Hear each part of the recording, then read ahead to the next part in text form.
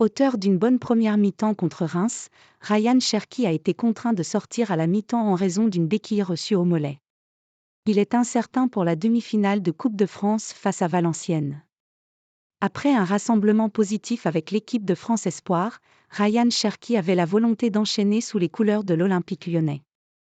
Pierre Sage avait décidé de le titulariser dans le cœur du jeu face à Reims, samedi soir lors de la 27e journée de Ligue 1. Après une belle première mi-temps de la part de l'international espoir français, le coach de l'OL a pris la décision de le sortir. Un choix qui a étonné sur le coup mais qui s'est expliqué lorsque quelques minutes plus tard, on apprenait que Ryan Cherki était touché au mollet. Victime d'une béquille, le meneur de jeu de 21 ans n'était pas en mesure de tenir sa place pour la seconde période. Sera-t-il opérationnel samedi soir en demi-finale de la Coupe de France face à Valenciennes au Groupama Stadium ? À en croire les informations de l'équipe, le doute existe et un ultime test sera effectué ce lundi à l'entraînement afin de savoir si Ryan Cherki peut être dans le groupe lyonnais.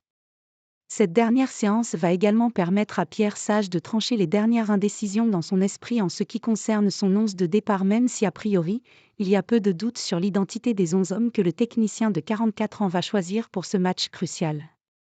À en croire les informations de l'équipe, on se dirige vers un 4-3-3 classique lors des derniers matchs avec une animation offensive composée de Lacazette, Benrahma et Nuama, auteur d'une belle entrée avec un but contre Reims samedi. Au milieu de terrain, Mangala devrait retrouver sa place au détriment de Tolisso aux côtés de Matic et de Cacré tandis que la défense sera composée de Mata, O'Brien, Kaltakar et Tagliafico. Dans les buts, à moins d'une grosse surprise, Lucas Perry prendra la place d'Anthony Lopez comme c'est toujours le cas en Coupe de France.